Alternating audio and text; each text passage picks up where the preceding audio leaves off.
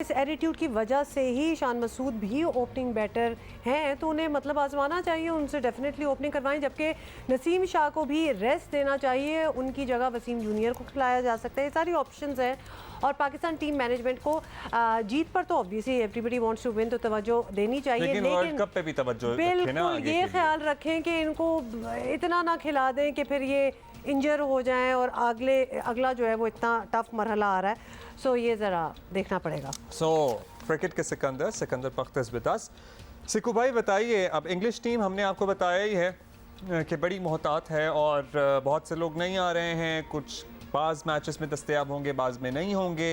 हमें क्या हिकमत अमली अपनानी चाहिए? We could see in Asia cup that Rizwan was struggling, although Mohammad Haris पे कुछ लोगों के तहफ़्फ़ुज़ात हैं कि रमीज़ राजा साहब का बड़ा शफ़क़त भरा हाथ है उन पे और उन्होंने ठान लिए कि इस बच्चे को क्रिकेटर बनाना है, लेकिन अब तो he is there, so probably he would be replacing Rizwan. और क्या नज़र आ रहा है आपको, कौन कौन होना चाहिए, किस किस को रेस्ट मिलना चाहिए? देखिए, मुझे कुछ भी नज़र नहीं आ रहा। मैं तो माजरत के साथ, इतनी नालायक किस्म की क्रिकेट मैनेजमेंट हो रही है इस वक्त, मैं उसका इंतहा है। रमीज़ राजा कहते थे कि जी fearless cricket Khelo. What is fearless का मतलब मुझे अगर कोई समझा दे, या मैं रमीज़ राजा साहब से कभी मुलाकात में तो पूछूंगा what is fearless cricket. Fearless cricket ये होती है कि नीदरलैंड के खिलाफ आप खेलने गए, आपने किसी बच्चे को ट्राई नहीं किया। Is this a fearless cricket? आप डरते हैं कि अगर हार गए इसलिए कि आप आए पॉलिटिकल बेसिस के ऊपर। आपकी जो है, आप ठीक है, आप क्रिकेटर हैं, आप क्वालिफाइड करते होंगे, मगर आपकी पॉलिटिकल बेसिस के ऊपर पोस्टिंग हुई है। तो शायद इसी को बचाने के लिए, वो हमारे बड़े अच्छे दोस्त हैं, हमारे साथ 10 साल उन्होंने काम किया है, यही वजह है कि शायद वो इंटरफेयर ही नहीं करते कि भाई लड़के क्या कर रहे हैं। नीदरलैंड जैसी क्रिकेट टीम के खिलाफ आपने अपने पूरे लड़कों को वही ओपनर्स खेलते रहे। खुदा का खौफ करो यार। उधर कम से कम रिजवान और बाबर को चाहिए था कि 6 और 7 पे बैटिंग करते, या 5 और 6 पे बैटिंग करते और सारे बच्चों को ट्राई करते। किसी ने कोशिश नहीं की। अब ये 7 मैचेस हैं, देखते हैं कि क्या इसमें तब्दीली होती है नहीं होती। हारिस जो है वो, उसको 3 या 4 मैचेस मिले, वो कम्प्लीटली नाकाम रहा है। वो एक ऐसा बच्चा है कि जो अपनी जेब में जो उसने 50 किए थे कि पता नहीं well done, well played, I am the king, something like that, एक बैनर लेकर चला गया था। तो वो तो कुछ ज़्यादा ही उनका एटीट्यूड है। अल्लाह खैर करे। कीपिंग में भी उसने कोई खास चीज़ नहीं की। अगर वो विकेट कीपर है तो भाई उसको नीदरलैंड के खिलाफ 2 मैच ही खिला देते यार, हम देख तो लेते कि क्या उसका टेम्परामेंट है। वो कुछ नहीं किया। तो अब आप एक्सपेक्ट करते हैं कि ये लोग तब्दीली करेंगे, तो मुझे नहीं पता। हमारे यहाँ एक विनिंग कॉम्बिनेशन का एक वायरस है। Taken chance with Haris, considering कि आगे वर्ल्ड कप है, मतलब हमारे पास एक ऑप्शन फिर सरफराज ही थी, तो and he has been doing well in the domestic circuit. देखो, सरफराज को तो उन्होंने खिलाना नहीं है, ये तय कर लिया है।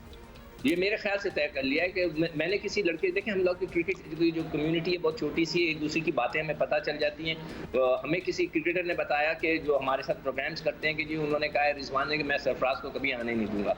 उसकी बेसिक वजह ये है कि जब सरफराज थे तो उन्होंने उसको नहीं खेलने दिया था, तो उन्होंने कहा कि मैं अब उसको नहीं खेलने दूंगा। ये मैंने सुना है, मतलब हो सकता है मैं गलत कह रहा हूँ। वो आजम खान भी होते थे वैसे, आपको याद है? वैसे मुझे लगता है जितना उस नौजवान ने वेट लूज किया था उतना गेन भी कर लिया, शायद उससे ज्यादा ही।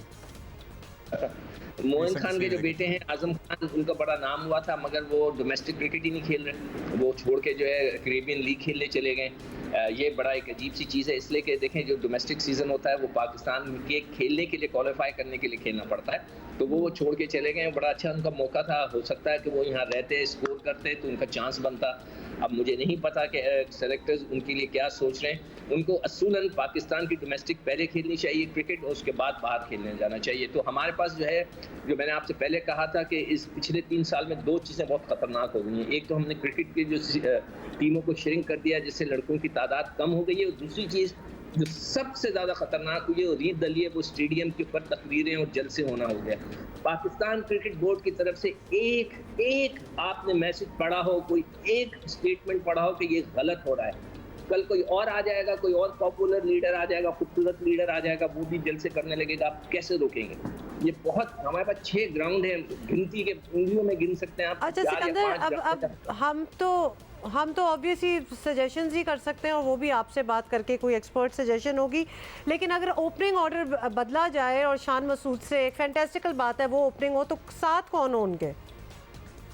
देखिए, बाबर और रिजवान तो खेलते ही है ना। अब रिजवान को खिलाएं आप, वो नंबर 1 है इस वक्त। मगर वो अलग बात है कि उन्होंने एशिया कप में जिस तरह खेला, अगर वो इसी तरह खेलेंगे, कभी बहुत अच्छा खेल जाते हैं वो। सर रिजवान उनका को जो तो strike- सुनने में आ रहा है कि रेस्ट दे रहे हैं शुरू के मैचेस में। अब पता नहीं है वो रेस्ट ले रहे हैं नहीं ले रहे हैं, उन्होंने इसीलिए शायद हारिस को रखा है। अगर हारिस खेलते हैं तो हारिस भी ओपन करते हैं, सुना है। वरना शान मसूद मेरे ख्याल से, फकर भी बेचारे अनफिट हो गए हैं, तो इस वक्त मौका शान के लिए है अच्छा कि बाबर और शान ओपन करें। और वो शान के लिए इसलिए बेहतर होगा कि शान जो है ओपनर ही है बेसिकली, तो उसके लिए एक बहुत अच्छा मौका होगा रन्स करने का। कोई बात नहीं, अगर बाद में रिजवान आ भी जाए तो वो नीचे खेल लेगा, कोई ऐसी बात नहीं। मतलब उसको खिलाएं तो, एक लड़का जो फॉर्म में, उसको खिलाना बहुत ज़रूरी है। तो मैं समझता हूँ कि शान से भी ओपन करानी चाहिए। उसके अलावा तो मुझे कोई अच्छा, एक चॉइस लड़कों में बात करें तो नसीम शाह को आपको लग रहा है कि वर्ल्ड कप में ज़रा बचाने के लिए कोई रेस्ट देना चाहिए? अब्दुल्ला रेस्ट तो सबको देना चाहिए ना, कोई फर्क नहीं पड़ता। ये आप एक दिन एक कॉम्बिनेशन खिलाएं, अगले दिन एक को अंदर लाएं, एक को बाहर निकालें। पूरी तैयारी दुनिया में समझे ना, इस सीरीज को तैयारी समझे वर्ल्ड कप की। बिल्कुल इसी तरह करना चाहिए। दूसरी चीज़ जो मैं एक बात कहना चाहता हूँ, जो कि बहुत ही मुझे अजीब सी लगी है कि आपने कभी इसके ऊपर सवाल नहीं किया कि जो बच्चे ट्रीटमेंट लेने जा रहे हैं उनको पैसे रीइम्बर्स होंगे। तो वो इसका खुद क्या हमें मतलब हुआ कि सुनना था, मतलब वो अपनी जेब से लगा रहे हैं अभी पैसे, उनको अभी कोई पैसे दिए नहीं चाहते हैं उन्हें। ये कैसे हो सकता है कि ये तो प्रोडक्ट पाकिस्तान क्रिकेट बोर्ड की है कि वो अभी खुद अपने टिकट खरीद के पकड़ जा रहा है, वो अपने ट्रीटमेंट का पैसा लगाएगा, वहाँ रसीदें जमा करके रखेगा। अजीब सी बात है वैसे। हाँ, फिटनेस पे है और एक तरफ अपनी रसीदें जमा करेगा, वो रसीदें लेकर आएगा, अकाउंट डिपार्टमेंट में जमा कराएगा तो उसको रीइम्बर्स होंगे। ये कैसे हो सकता है? I don't believe it.